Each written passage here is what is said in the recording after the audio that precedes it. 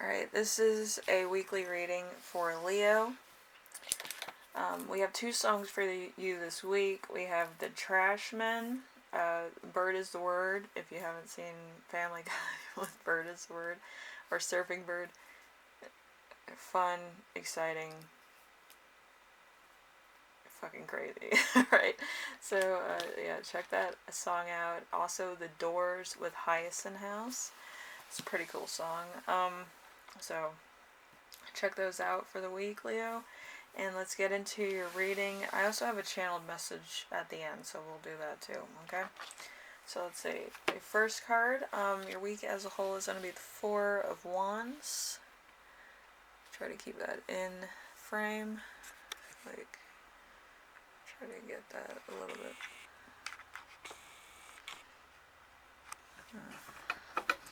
The camera's a little weird, sorry. It happens though, right? Alright, so we have this Four of Wands. So, false sense of security, uneasiness, even in the face of full security, never being sure of what one has, ruthlessness, holding onto possessions, happiness distilled by subconscious inhabitants. So you might have a lot of things. Like, you might have gotten a lot of things. Maybe you spent your money on kind of materialistic type of things. And there's no, like, real meaning or real sentimental value. So it's kind of a hollow victory, I would say. So you're probably, just getting stuff that you want. Anyway, so number 2, something unexpected that will arise. We have the Two of Swords. The Two of Swords is treachery and lies, mind out of balance, false friends, bad business dealings, delinquency, and disloyalty. So there could be some people in your life that are kind of fair weather friends, or there might be some dealings that are kind of a little sketch in order to take advantage of your money situation, or just really just sketchy to begin with. So just be aware of those, and be aware of fair weather friends that are just there for just a good time, or to take advantage of the fact that you have money and stuff like that. You really need friends that are kind of there for you even when the bad times come along. Like, if you need somebody to pick you up from a doctor's appointment, or from a situation, have one of those good friends that are kind of the call-on friends instead of the party friends, because you need the two differentiation groups, okay? Then we have number 3. We have how to stay grounded and balanced. We have the Ten of Pentacles in reverse. So, loss of family security, gambling, burglary, and squandering funds. Financial burdens relieved. So, you might try to get rid of your financial like windfall, because you don't want to have like people being around you for one reason and one reason only, or kind of being sought after due to your financial come up. So you might be burning through cash very quickly. So let's see, number 4, important emotion you will feel this week. We have Judgment. So let's see, confessing all your sins, accounting for deeds and thoughts, new life, possibly a betterment of oneself, reward, a spiritual self, warning of one's unfair advantage, outcome of a conflict, consideration of actions. So you might kind of have a few things in your personal life that's kind of superficial, nothing really has value to you, and you might be seeking more of a spiritual journey. I feel like a lot of Leos don't really go for a spiritual journey. You might go to church, but you might have not grasped it. Like, in order to seek value, you have to actually go through your own personal needs and your own personal values as a human being. Also, to get to the next point, you have to reevaluate a lot of things, grow as a person, and go from superficial to actually valuing small gestures and small trinkets, you know. My cats are just being annoying. Anyway, so, let's see. So it might be that you're starting your own spiritual journey where, you know, you're kind of becoming a minimalist, which might be a very different thing. So also it could be that you're seeking value and you're trying to find guidance through yourself.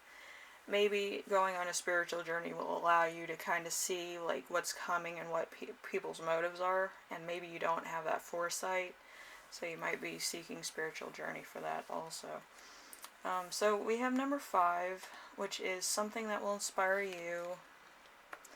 We have the 7 of Wands. The 7 of Wands is being king of the hill, a brave person facing incredible odds, business or competition, debate, success, and victory. So there might be a moment where you're kind of talking to people, or you might kind of be seeking success in business, but it's kind of like a fluke. It's kind of gambling without really putting in any work. It's kind of like it's a debate between two different things, and it could be changing your perspective on what you used to know and stuff. It's a growing device, okay, when you debate with somebody, so like you understand where they're coming from and they understand where you're coming from. So it might be kind of a growing device, which is part of a spiritual journey where you could have a discussion with somebody without really either side winning, okay? So debates usually have that angle of having perspective insight instead of winning insight. So number 6, how your spirit guides will speak to you this week. We have the 6 of Cups. 6 of Cups, let's see. The future goals, obtainable. That which will be, that which will not will go awry. So there might be a point where a lot of gains are kind of missed, or kind of not coming as fast as they should, which is the normal balance of things. So it might be just an adjustment that you're making in your own life, or it could be an easy come, easy go situation. So it could be like maybe you didn't value something as much as you used to, or you're not valuing things right now that are kind of more of a spiritual transformation, okay, if that makes sense.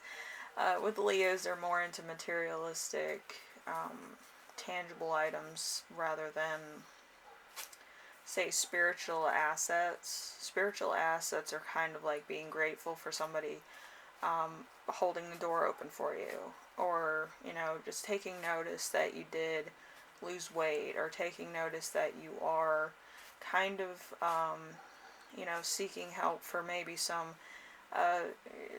some insecurities you may have, like,